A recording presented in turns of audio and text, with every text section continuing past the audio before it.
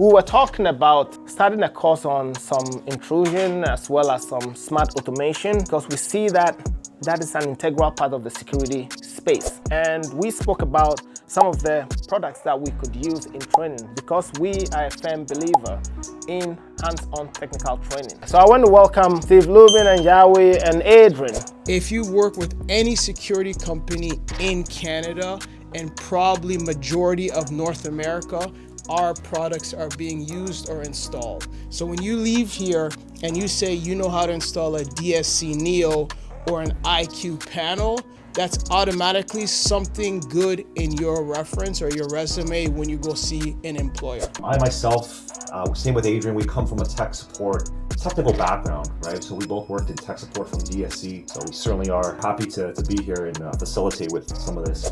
When you got questions about how this works and how that works and why is this blue smoke coming out, you can talk to me. I'm very happy to have you guys working with our equipment and being able to get the hands-on with it, because I know that you will contribute your part to the industry that way as well.